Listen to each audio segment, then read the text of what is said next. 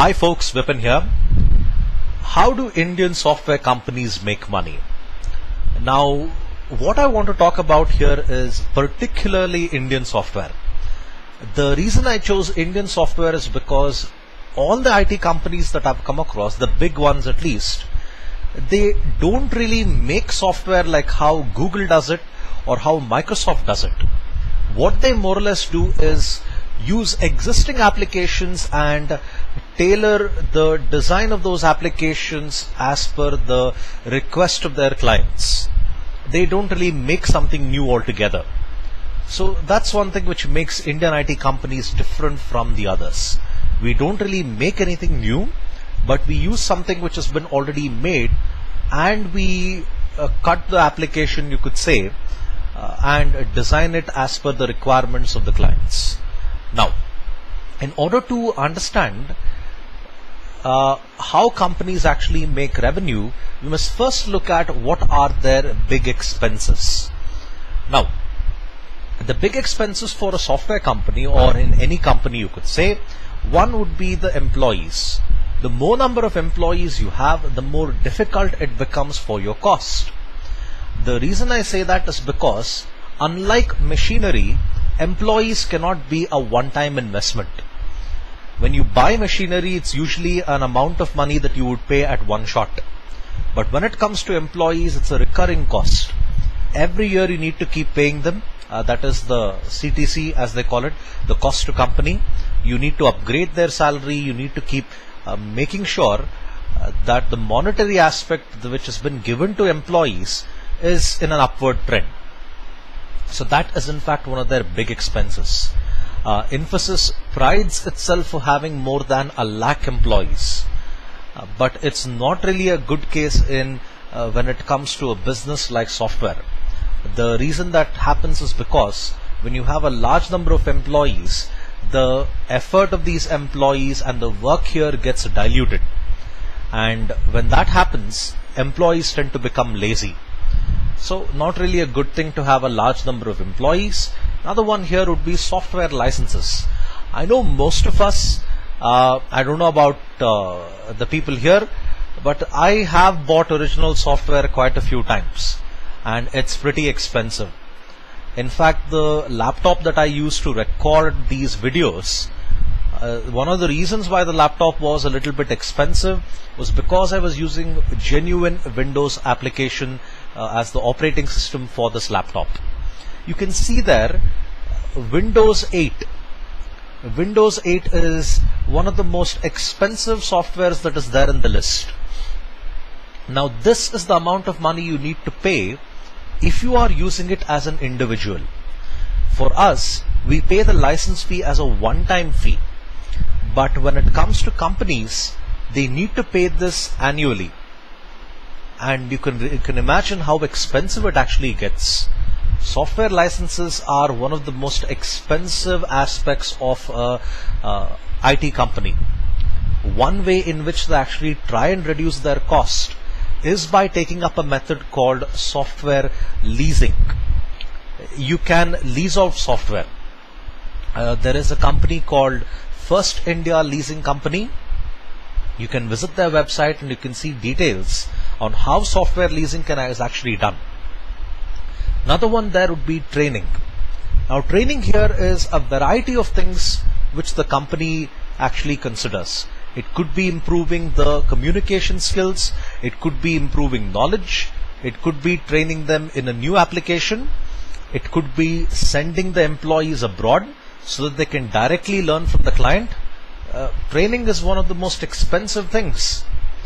And also the unfortunate thing about training is you can't really associate the benefits which the training gives you in monetary value. Now I cannot say that because I attended a training in written communication, I'm able to draft emails better and I'm able to impress the client with words better. It's really difficult to quantify the value of training. So these are some of their cost centers. And then, who brings in the money? The first thing that you have there would be the top management. The top management are the ones that you see there would be the Chief Executive Officer, or it's written here as the Chief Operating Officer. It depends on the company's policies. They can either call them a CEO, which is Chief Executive Officer, or they can call them as a COO, Chief Operations Officer, or in some cases they even have designations like Chief Financial Officer, Risk Officer.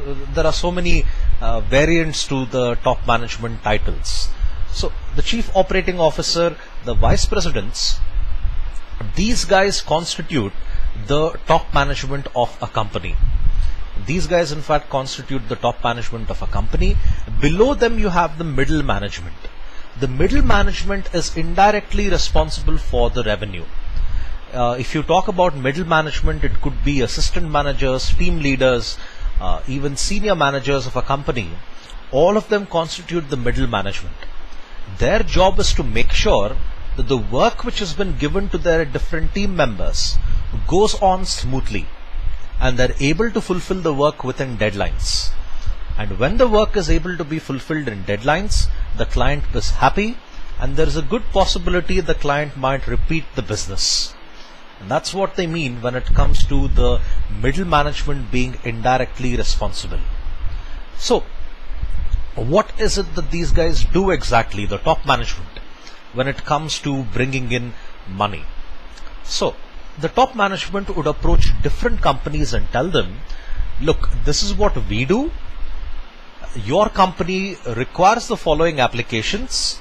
How about we design an application for your business requirements? Now, let's say, for example, State Bank of India, which is managing millions of accounts in the entire country. Now, let's assume that State Bank of India doesn't have a good database application system, a database management system. Okay. Now, what would happen is any of the IT companies, the major IT companies, they would identify this as a problem. Let's say TCS would identify and say, SBI has got millions of customers and you don't have a proper database to show that you have maintained the records of these customers. And the next thing that would happen is the top management would approach the top management of SBI. TCS top management would approach the top management of SBI. And now these guys would decide on a business model. That is, they would in fact look at a strategic partnership. The leftmost jigsaw puzzle that you see there, strategic partners and partner propositions. And now that's what happens here. The TCS top management will tell them that, look, we can be strategic partners. I can help you design a proper database management system. All you need to do is give me the details and we could be able to give you a very, very high quality system. And the next thing that's going to happen is they mention the key activities. That is, what exactly are they going to do?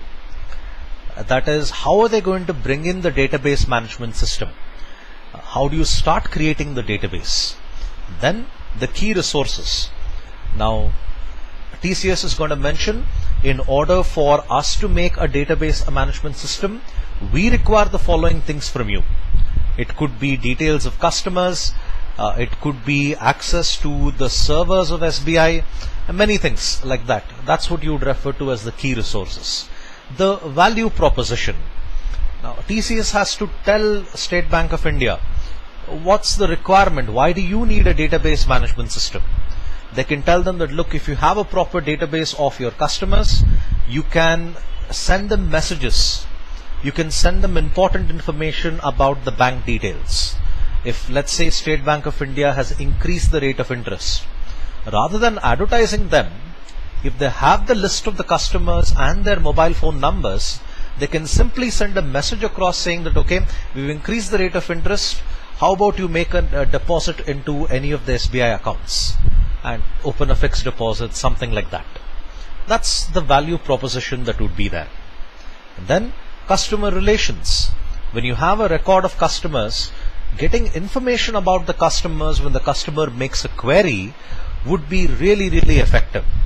If, let's say, I want to change my signature, or I want to provide a new photograph for my bank account, when I have a good database, All they need to do is just type in my name or account number, and immediately it pulls up on their screen.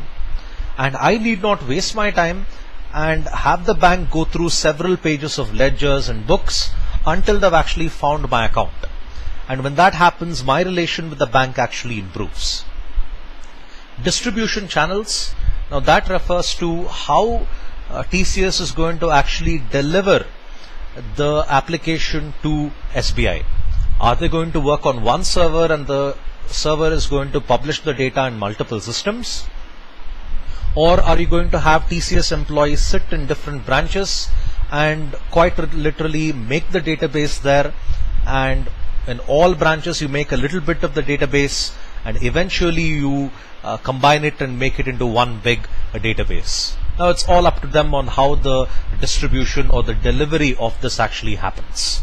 Next thing that you have there would be the customer segments. That is, there are different types of customers when it comes to SBI here.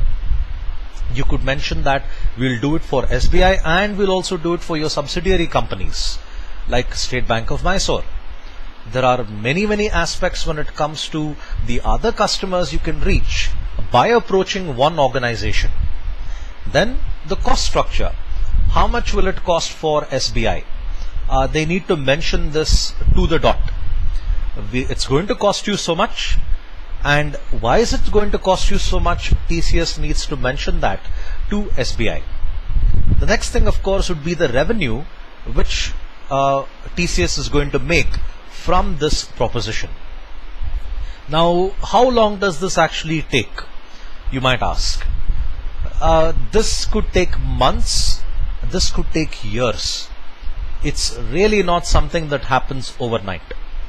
Because when you need to do something as gigantic as this, convincing management at different levels and making the whole thing come to life, that's what actually is going to take a great deal of time.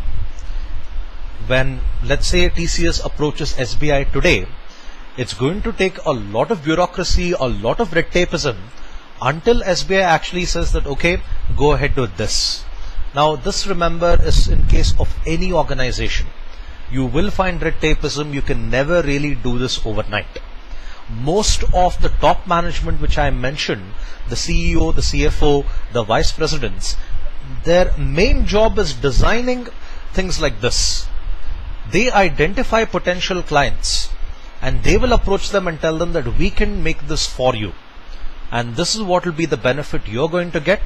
And this is what we will charge you for availing this benefit. It could be something as simple as this. Now, let's say the college which I was previously working, they have close to 12 sections in the commerce division. And I'm guessing around 15 sections in the science division. A software company could approach the college and say, you guys find it very difficult to make a timetable for your classes. We have a software that can actually make this timetable for you. That's one thing that you would come across, what the top management would approach of the software company to the top management of a school or a college and tell them that, look, this is what we can make for you. This is what the top management actually does. In a way, you could say that they are very highly experienced and in some cases very highly qualified salesmen. Moving on. So what next? Let's say SBI gives the go ahead, make a database for our business. So what's going to happen next? If the client is happy, the contract is extended. Now, SBI might say that you've done an outstanding job for our main company. How about you take up the subsidiary companies as well? You can start off with SBM and move on to the other subsidiary companies. And you're able to, in fact, gain more customers and more revenue by doing so. So the contract could be extended. All software companies work on projects, meaning one company will tell them, make this application for me in 6 months. And from today, if they start off, within 6 months, usually well before that, they have to finish making the application and show, you requested us to make this, we've made it, it works fine, now it's yours. So if it works fine, the contract could actually get extended. Otherwise, the senior management should look for new clients. Now, some companies might say, we will give you a contract for just a year. Just one application we want from you, we don't want anything more. And after that they might not continue the contract at all. In that case, the company might look out for new clients.